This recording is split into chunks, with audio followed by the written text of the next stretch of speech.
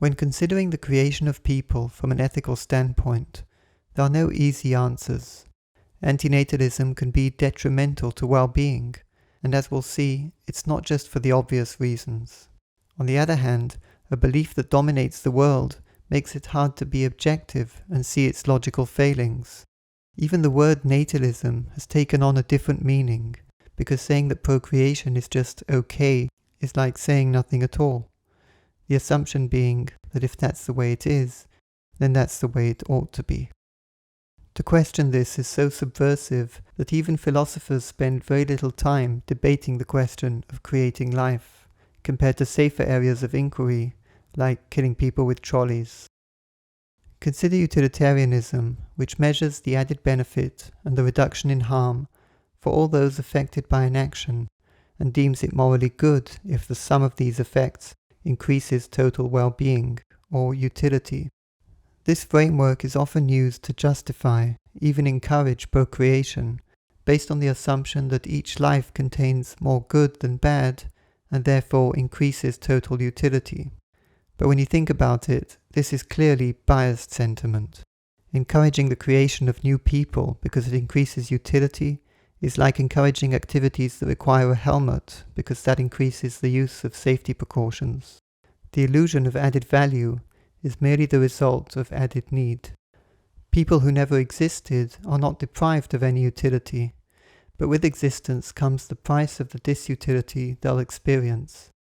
This is why some antinatalists prefer negative utilitarianism, which puts an emphasis on the prevention of suffering, and the best way to minimize the suffering of a potential person is to avoid creating them. But antinatalists shouldn't have to commit to negative utilitarianism, a framework that applies to people who exist in the world and raises questions like, would you annihilate the earth to eliminate suffering? Any contrived dilemma that puts negative utilitarianism on the side of murder or some other violation of rights is very different from its use in antinatalism, where it directs us away from causing harm without consent.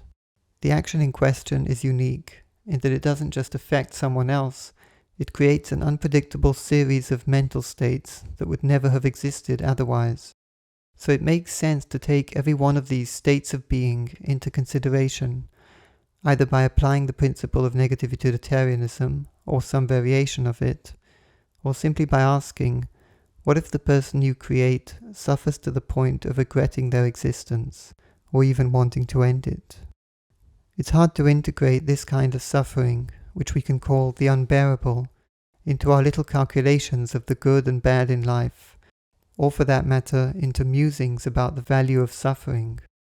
From the outside, it's hard to grasp what it feels like, because of the empathy gap. But in any case, someone contemplating parenthood at a certain point in time has no concrete data on the states of mind their potential child will face, nor do they have much of their own experience to go by, with most of life still unknown, and their memory of the past unreliable, due to the intrapersonal empathy gap. Research shows that individuals may simply forget about earlier suicidal thoughts they had and/or actions they took. In fact, it's in their interest to let those memories fade as they move on to a better place. Those who accurately remembered their previous suicidal thoughts were functioning poorly as adults, while those who failed to recall prior suicidal content appeared to be functioning better, which presents a dilemma if unbearable experiences in adolescence, for example, are what drove you to antinatalism. Do you want to lose those painful memories on the way to a happier future, in which you might betray your values and do unto others what you regretted was done to you? Or do you want to keep the pain as a reminder to break the cycle, while possibly making yourself miserable and reinforcing the stigma of the depressed antinatalist?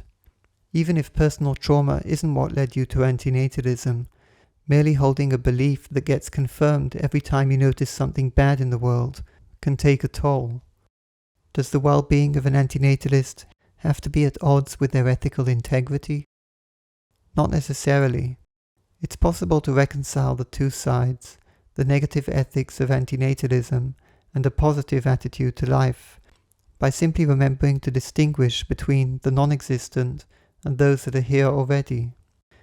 First, we consider those who never existed, when we reflect on the darker sides of life and reach the antinatalist conclusion.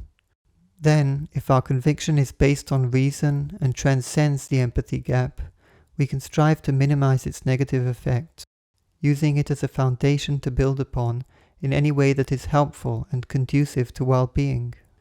Circumstances will vary, but we can all aspire to benefit from a healthy approach to antinatalism, viewing it not as a terminal idea that stifles growth, but as the starting point of many possible paths.